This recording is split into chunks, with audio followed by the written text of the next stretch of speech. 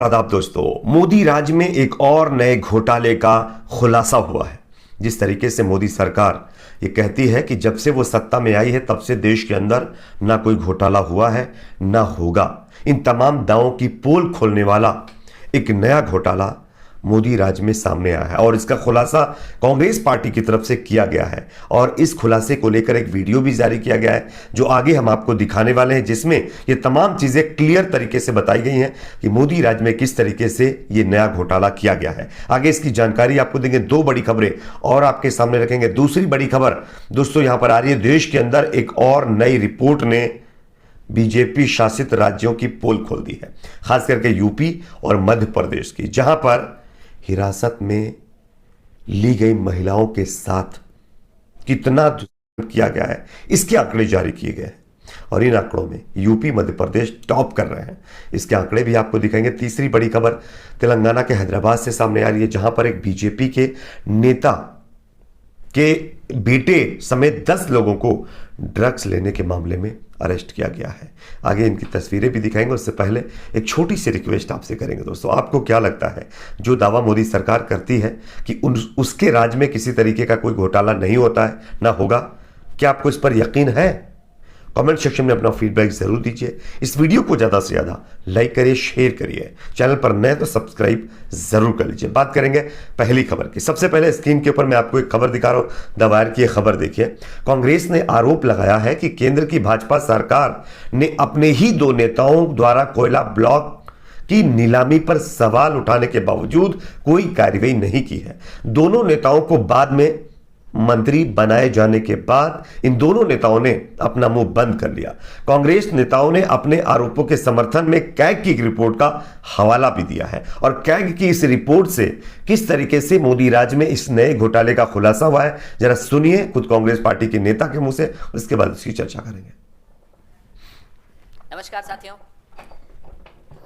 बचपन से ही हम सुनते आए थे कि कोयला सबसे ज्यादा काला होता है, लेकिन मोदी सरकार की जो कोयले के कारोबारियों पर जो मेहरबानियां हैं वो अगर आप देखेंगे तो आपको समझ में आएगा कि कोयले से काला भी कुछ होता है, बहुत काला होता है। कोयला भी उसके सामने शर्मा जाए इतना काला होता है। कोयला खदान आवंटन की जो हमारी नीतियां थी, आपने देखा, भैया आवाज़ नहीं प्लीज़, जो हमारी नीति थी यूपीए के वक्त, उसके खिलाफ एक पूरा आंदोलन चलाया गया, हमें भ्रष्ट बताया गया, वो अब सब आपके सामने था। घोटाला बताते थे, साहब घोटाला हो गया, घोटाला हो गया। लेकिन जब इनकी सरकार आई तो उस नीति को रद्द करने के बाद जो प्रक्रिया बनाई वो ऐसी प्रक्रिया बनाई कि सिर्फ और सिर्फ इनके गिने चुने मित्र बोली लगा सकें। नाम तो था कि साहब ऑक्शन हो रहा है, ऑक्शन के नाम पे ऐसा व्यूह रचना रची गई कि सिर्फ इनके काबिल दोस्त उन खदानों को ले पाए। क्या किया मैं आपको बताता हूं। पहले क्या होता था कि कोयला खदान जो एंड यूजर है वो लेते थे। एंड यूजर कौन? सीमेंट, स्टील, पावर, जो बिजली बनाते हैं। सरकार ने आकर कहा कि नहीं साहब, एंड यूजर्स की अलग अलग श्रेणी बना देते हैं।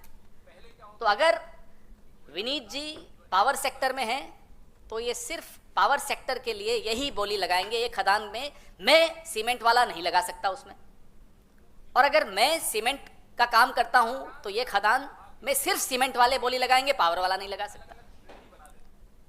और बड़ी वाहवाही लूटी इन्होंने, साहब हमने तो बड़ा कमाल कर दिया, ऐसी पारदर्शी स्कीम ले आए, ऐसा ऑक्शन की बोली लगेगी कि इसमें कहीं कुछ घपला हो ही नहीं सकता। लेकिन क्या हुआ, जो ऑक्शन हुई उसमें से 11 ब्लॉक्स ऐसे थे जिसमें औने पौने दाम पर कार्टेलाइजेशन होकर उस पर बोली लगी और वो चले गए। उसमें क्या हुआ नुकसान? उसमें सरकार को जितना राजस्व प्राप्त होना चाहिए था, जो यूपीए के वक्त होता था, उससे कहीं कम राजस्व मिला। और इन 11 ब्लॉक्स के विषय में सीएजी ने लिखा है। सीएजी की रिपोर्ट्स, एक म्यूजियम बनाना चाहिए सीएजी की, जहां बिल्डिंग है ना वहां एक संग्रहालय होना चाहिए। क्योंकि अब वो रिपोर्ट सिर्फ संग्रहालय में ही रहती तो है। जैसा कि संसद में दोस्तों आप नहीं लोगों ने ये वीडियो देख लिया है, कांग्रेस पार्टी की तरफ से इस वीडियो को ट्वीट किया गया है। इसमें लिखा गया है, बीजेपी सरकार ने यूपीए सरकार की नीति को रद्द कर एक नई कोयला खदान आवंटन की प्रक्रिया बनाई। ये नीति ऐसी थी जिसमें नरेंद्र मोदी जी के गिने चुने दोस्त ही इस खदान को ले सकें। खास करके इशारा अडानी की तरफ था। तो कहीं ना कहीं ये एक नया घोटाला जो कि कोयला घोटाला सामने आया है, जिसमें अडानी को फायदा पहुंचाने का आरोप लगाया गया है। अब इसमें कितनी सच्चाई है, अगर इस पर कोई ईडी की जांच बिठाई जाए या कोई मतलब जो है न्यूट्रल जो संस्था है उसकी जांच बिठाई जाए तो तमाम चीजें सामने निकल कर आ जाएंगी। वैसे मोदी सरकार सत्ता में है तो कौन सी कंपनी जांच करेगी ये कुछ कह नहीं सकते। अगली खबर जो कि सामने आ रही है दोस्तों, हिरासत में दुष्कर्म के मामले की एक नई रिपोर्ट सामने आई है 2017 से 2022 की, और इसमें जो खुलासा हुआ है उसने बीजेपी शासित राज्यों की पोल खोल कर रख दी है। मैं आपको स्क्रीन पर ये रिपोर्ट दिखा रहा हूं, आप देख सकते हैं। केवल उत्तर प्रदेश और मध्य प्रदेश में 270 टोटल मामले देश के अंदर आए हैं, जिसमें से उत्तर प्रदेश और मध्य प्रदेश के अंदर 135 यानी 50% मामले सामने आए हैं। अब आप खुद सोचिए, हिरासत में सबसे ज्यादा दुष्कर्म यूपी के अंदर हुए हैं। यूपी के अंदर सबसे ज्यादा जो है मामले हैं, जिसमें 92 केस बताए जा रहे हैं, और मध्य प्रदेश 43 केस के साथ दूसरे नंबर पर बना हुआ है।